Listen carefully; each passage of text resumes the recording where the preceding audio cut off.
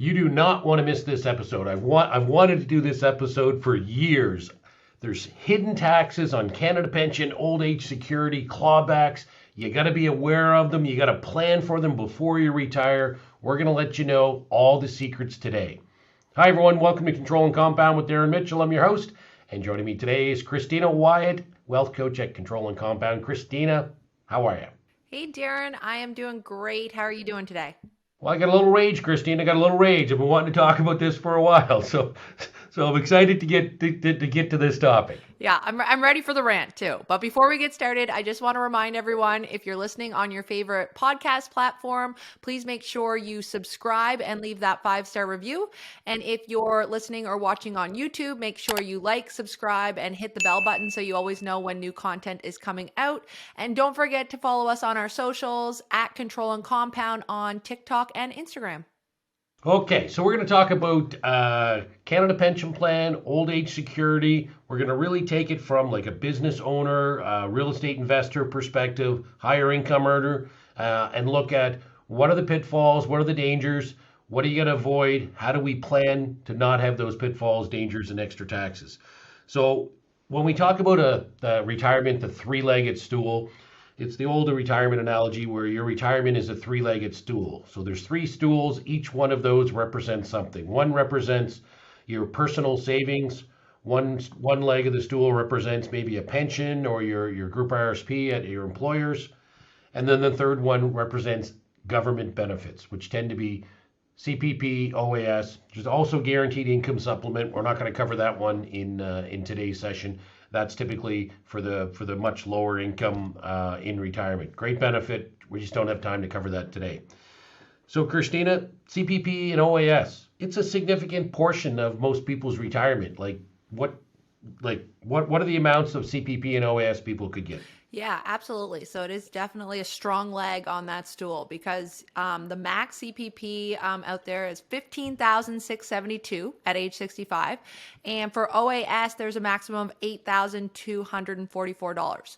So that's $24,000 a year, right? If you've got a couple, you're looking at $48,000 a couple in these government benefits. That's quite substantial in retirement for an ongoing, monthly income. Now, typically the average is around $800 for your CPP. But if you've been working most of your life, you're looking at around $1,000 benefit a month. But still, that's a substantial amount coming into the household income in retirement from those two government benefits. Cool. So the maximum CPP then is $1,306 per month right now, but $15,600 a year.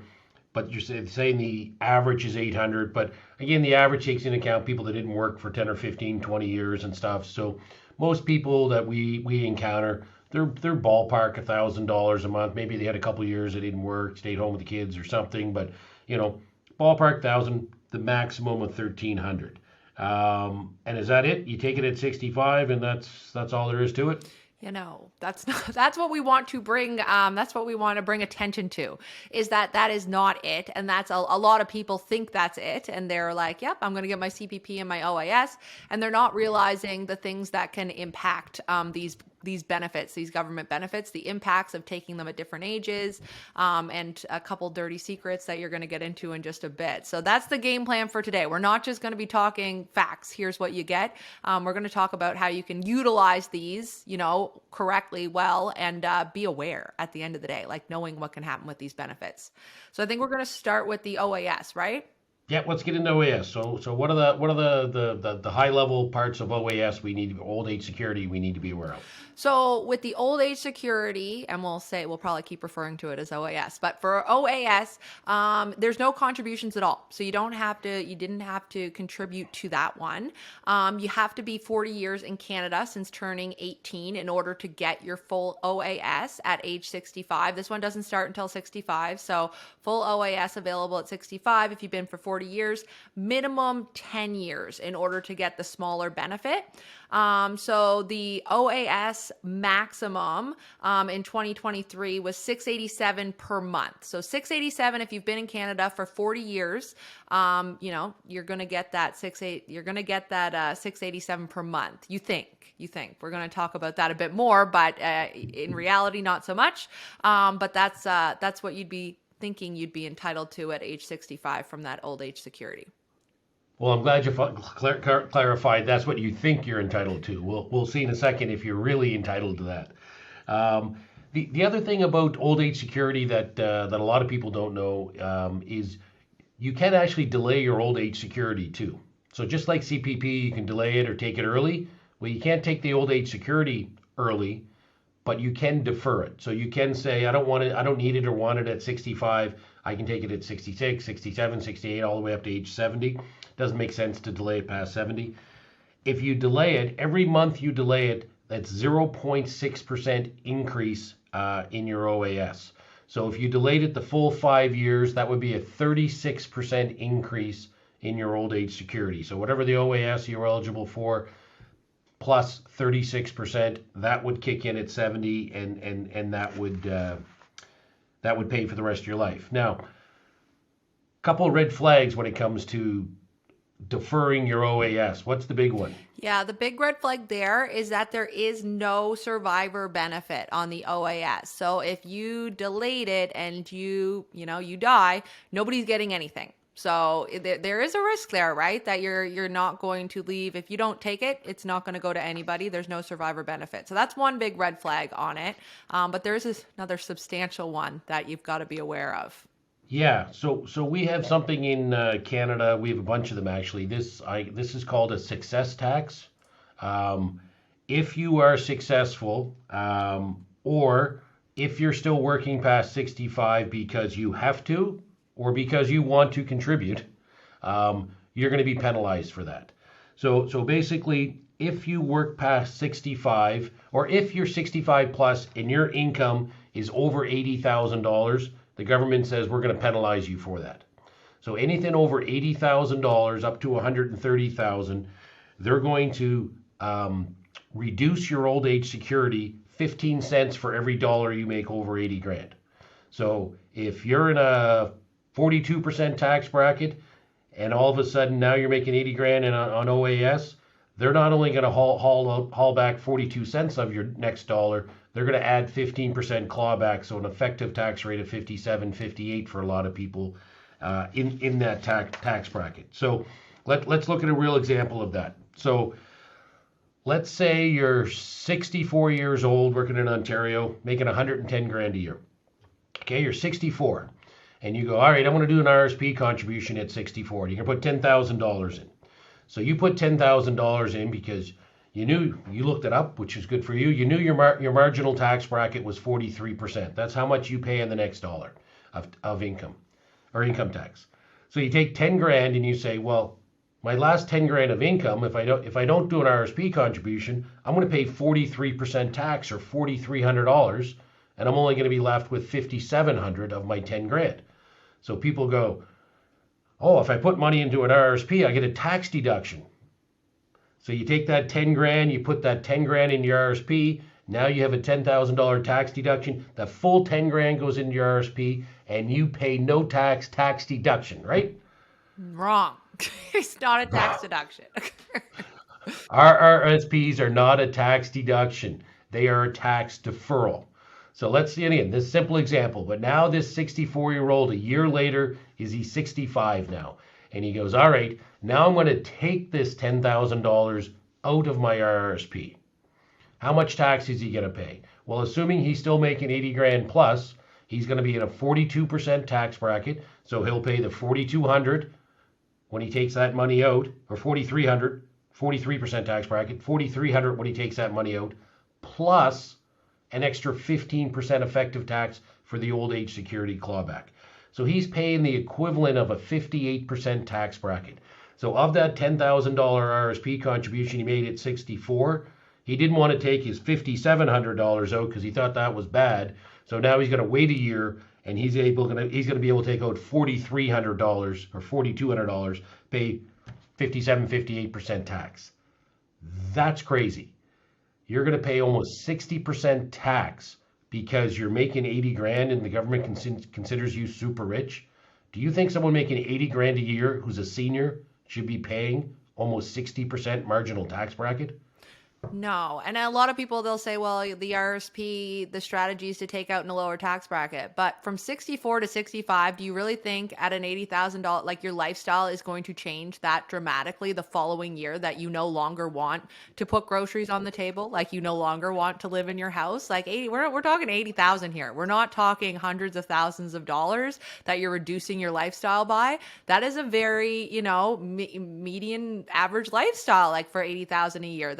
You're not going to dramatically cut that back the next year at age 65 because you've decided to retire and you don't want to spend money anymore on essentials at the end of the day, Well, right? according to the federal government, you are rich and you should be punished for that.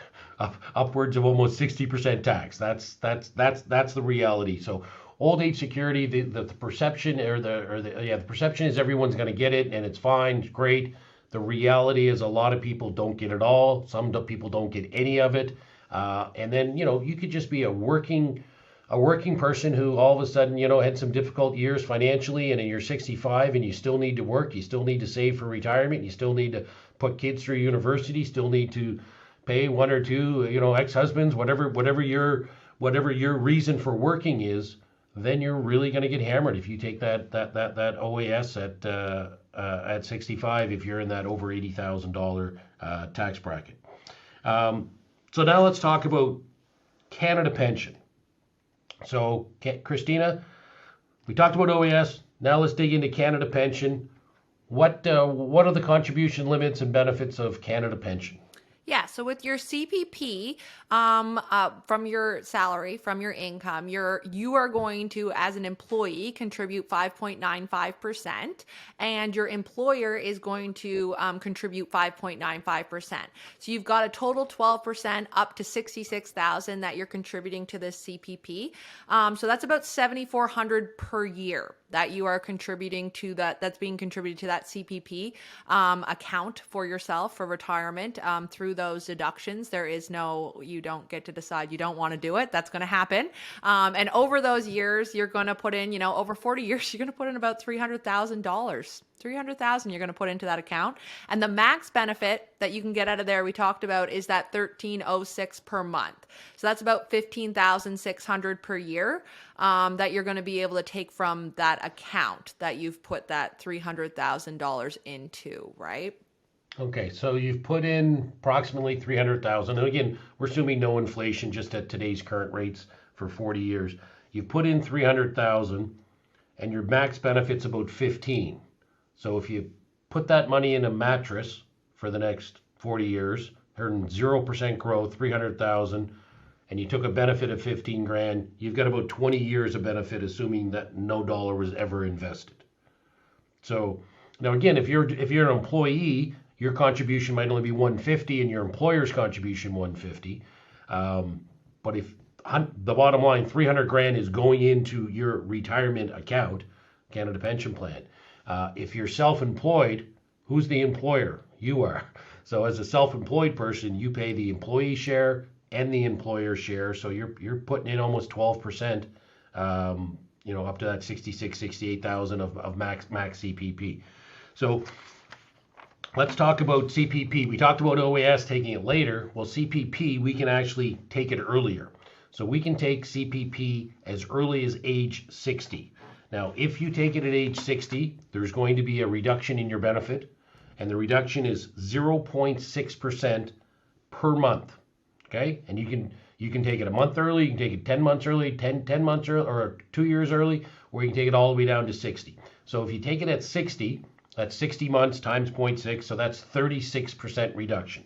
So if your regular CPP was going to be $1,000 and you want to take at 65 and you want to take it at 60, well, you're going to have $640 at age 60. So does it make sense to take it at age 60 or early? And that's the $1 million question people have. When should I take my CPP? What's probably the most Christina, like we get this a lot. What do you think the most popular reason to take the CPP early is? I would say because they need money.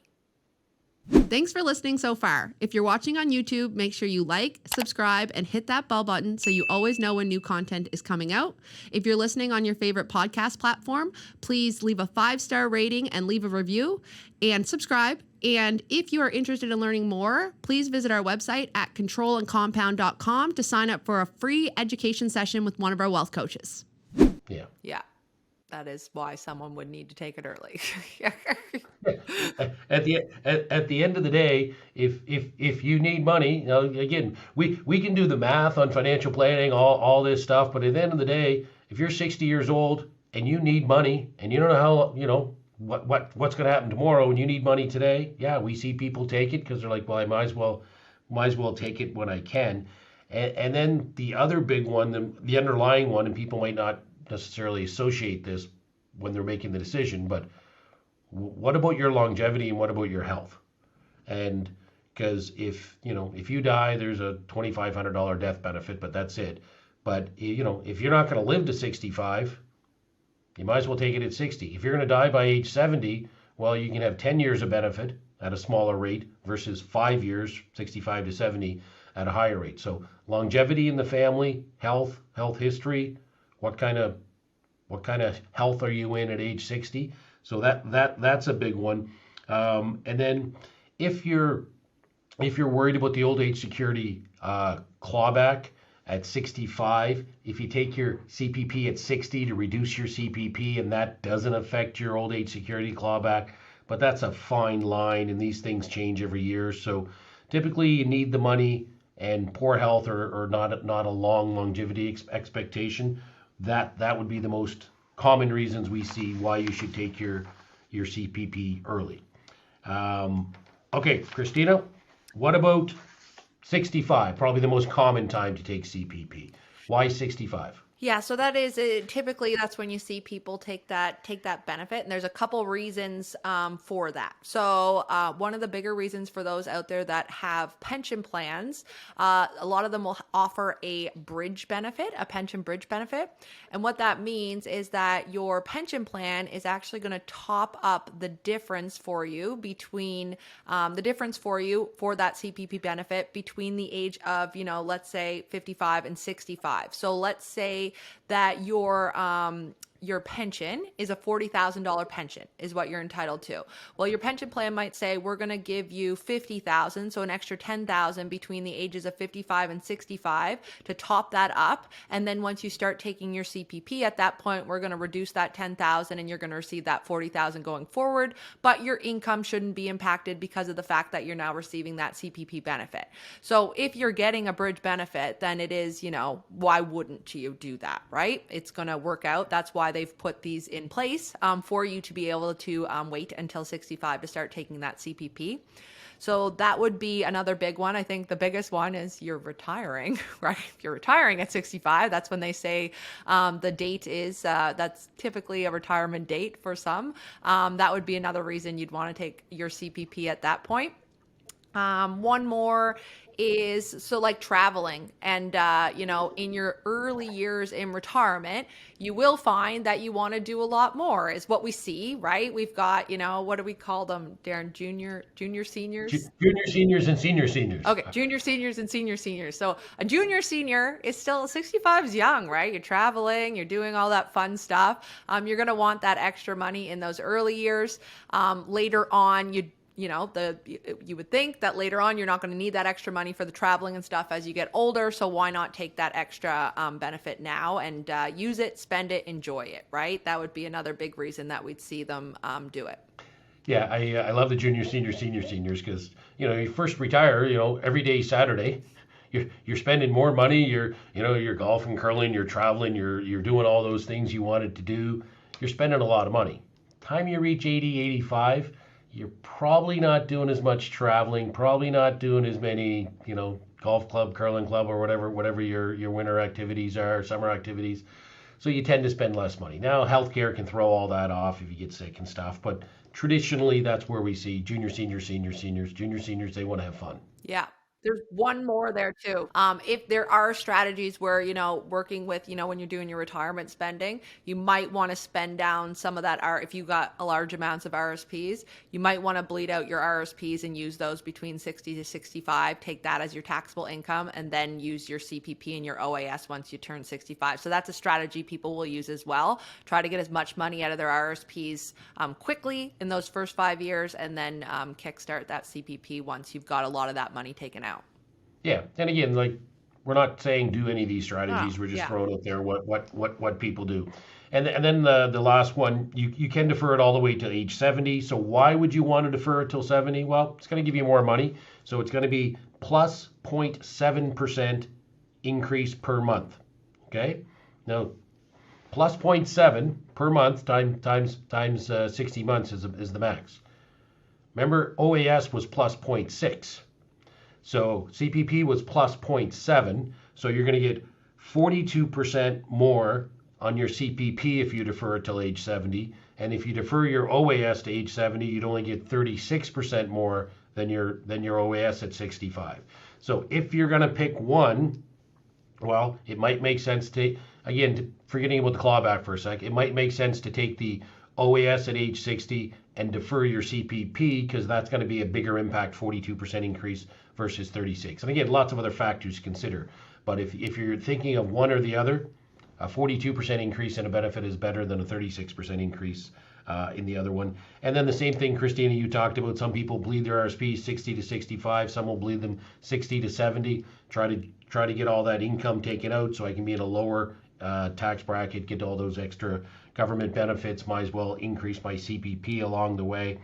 And then the other reason why you delay it till age 70, well, it's that old age security clawback that we talked about. You're still working, you have an income over 80,000, and you don't want to pay this huge tax rate. You delay it. Hopefully, maybe at 70, you're no longer in this high tax bracket, and then you're gonna have a larger payout for the rest of your life. But you're running the risk of, you could die. You could die, and there's not going to be a lot left in there. So that's taken at age 60, 65, and 70. Anything else, Christina, before we reveal the dirty little secrets? No, I think we've covered the essentials here. I think it's time for the Darren rant. So we're gonna let it go. We're gonna let it ride. Wait for this, guys. We're just gonna let it rip, and we're gonna, get those dirty little secrets out there because I think it's important for people to know and for people to think about as well. Sometimes, we just go with the status quo, and this is really gonna open. I know we've talked about this, and I've opened my eyes to it as well. And some of the stuff you when you break it down, it's alarming to see. So go ahead, Darren. Just let her go. Okay. Most Canadians aren't aware CPP actually is best designed for a rich guy with a stay-at-home wife or a rich woman with a stay-at-home husband. It's not designed ideally for those working people with jobs making that 70, 80, 90 grand a year with two spouses working. And I'm going to walk you through why I believe that. It's also tough on the self-employed because, again, you're paying the employer and the employer portion. So if you're putting $300,000 in, if that $300,000, let's say you were self-employed and you could not take a salary, take dividends instead, and you put that $300,000 into an investment at say 5 or 6%, well, that's going to grow to $1 million. Okay, that's going to grow to $1 million. If you die, how much does your spouse get? $1 million. If you die with CPP, the survivor death benefit is $2,500 death benefit. Okay, and then you get the survivor pension. So let's talk about the survivor pension. So two working spouses, let's say a police officer and a nurse or a teacher, doesn't matter, two regular jobs, both retire at 65, and let's pretend they both have max CPP. Okay, so they're both at 1306. Okay, so that's the working family. One spouse dies at age 65. Husband dies at age 65. The survivor pension on CPP states you get 60% of your spouse's pension when your spouse dies. So this 65-year-old woman or 65-year-old husband just died, and she goes, well, he was getting 1306, so I'm going to get 60% of that, right? Wrong. The hidden secret is the maximum CPP benefit, including survivor benefit, is 1313. So 1306 she was receiving on her own. When her husband died, she got 60% of his 1306 to a maximum of 1313. So she got $7. $7 from his RSP or CPP. That's it. $7 a month for the rest of her life. So brutal for those working spouses if one of them die early. Now let's compare that to a rich guy. He makes hundreds of thousands of dollars a year. He's got millions of dollars. His wife never worked, didn't have kids. She just didn't have to work, stayed home, looked after the house. Great for her. Happy life. They were a wonderful couple. But he's got millions of dollars, or they have millions of dollars in the bank account. He dies at age 65. Well, in the first scenario, the nurse whose husband died was going to get $7 a month. How much is this person that never contributed to CPP in their life, never worked outside the home, how much benefit are they going to get? Well, they're going to get 60% of their husband's 1306, the maximum CPP. So that's going to work out to about $783 a month, or almost 10 grand a year. So the wealthy stay-at-home spouse gets 10 grand a year. The nurse who worked her whole career and her husband worked his whole career, she's going to get $7 of her husband's CPP. Now, I don't think when they designed CPP, they on purpose said, we're going to screw working spouses and we're going to benefit rich people that spouses don't work. But in reality, when you look at that survivor benefit, that's what happens. So that's my rant. It drove me crazy for years. You're a single person, you put money into CPP your whole life, you die, there's nothing going to your loved ones. If your kids are adults, they're getting nothing other than a $2,500 benefit. Husband and wife both work, contribute to CPP the whole time. One of them dies at 65. Next to nothing is going to the surviving spouse. So these are things that people aren't aware of. I'll tell you my personal experience. When my dad passed away, my mom was a teacher, dad worked at the phone company. And mom was, okay, we did her CPP, and I think it was $20 she gets. So every month it was $20. If I got $7 extra from my spouse's CPP, that's not worth the paperwork to do. Just for spite, I wouldn't even apply for that. I'm like, really? I got to go through all this and you're going to give me $7? So what can we do about this, Christina? How can we avoid these situations where we're going to be potentially contributing to CPP your entire life, dying, and your spouse gets nothing? Where do we go from here? I just want to make one more point. I want to add a little bit to your rant.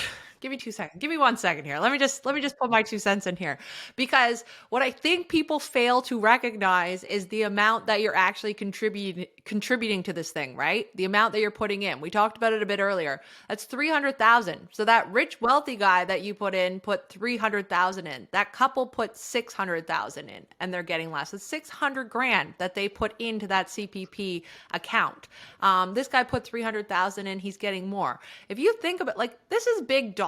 You take 300,000 and you invest that over those years, those contributions at, you're getting 6%. That's $1 million when you go to retire, right? Like that's a lot of money. And I think that sometimes we forget that. I think that we just think, it's a government benefit.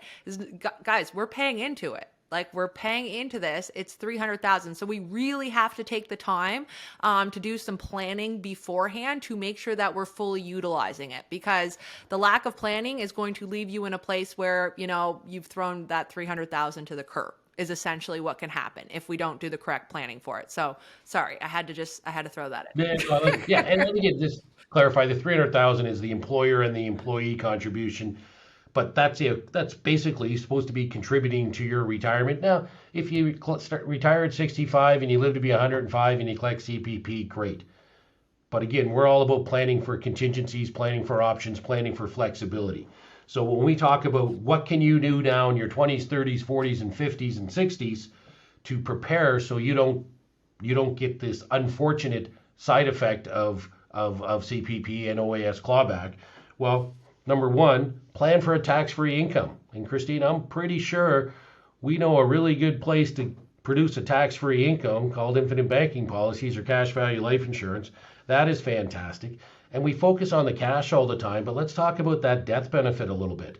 If I know my CPP is effectively zero for my spouse when I pass away, well, is there some way I could compensate or provide at my death a lump sum of money to my spouse so that, loss of the CPP wouldn't be that big of a deal? I think we got something called life insurance. Yeah, Yeah. life insurance. You know what life So if insurance there's is a few $100,000 of death benefit on that spouse who had this max CPP and they die and their surviving spouse only gets $7 a month, well, if there's a few 100,000 or a million or whatever the amount is of life insurance, that can take care of. Business owners, again, talk to your accountant. We're not accountants. Talk to your accountant about how to best take your income. And then the other one I think is you need to be aware of what kind of marginal tax bracket you're in now and what's your expectation in retirement. People have this perception that, I'm paying this much tax, but in retirement I'm going to pay way down here. The reality is taxes are there's not those huge gaps you think when your income drops from 100 to 80 or 80 to 60. You think you're dropping down big time in a tax bracket. You're not. And then you throw that OAS in it, your marginal tax bracket can be actually higher in retirement. So, and for a lot of people, it is higher in retirement because that's when you're the wealthiest. You worked your whole life earning this money, saving it, putting it away, and now you're earning a bunch of money off the money and you're paying tax. So, find out what your marginal tax bracket is, find out what you think your future one is, and then the last one, Christina, know your numbers. So how do you get your numbers? Yeah, so you can actually give the government you can give them a call. There's a toll-free number where you can call and you can request estimates. So I would say, if you're coming up close to retirement and you don't know these numbers, it's time to get them, right? So make sure that you get on the phone, maybe ask for a 60, 65, 70, know what you'd be entitled to. If you take it, you delay it, and then incorporate it into your overall plan, right? Make sure you know what you're getting. Knowing is being in control, right? So take this time to go out and do it. Another tip that we give people is make sure that when it's time to apply, you do it well in advance, at least like 11 months or so. We know how quickly the government moves when it comes to benefits. So if it's something that you're going to be depending on at that age that you've set up in your retirement plan, you're going to want to make sure that you request that early as well. Give yourself some time to get that all set up. Great. Love it. Yeah. So again, CPP, OAS, great. But there's some hidden taxes, clawbacks, and pitfalls you need to be aware of. Hopefully this educated you on that. Thanks for watching. Thanks for listening. Thanks for listening to this podcast. If you're listening on YouTube, please like, subscribe, and hit that bell button. If you're listening on your favorite podcast platform, please leave us a 5-star review and subscribe. And if you want more information, check out our website, controllandcompound.com, and you can sign up for an education session with one of our wealth coaches.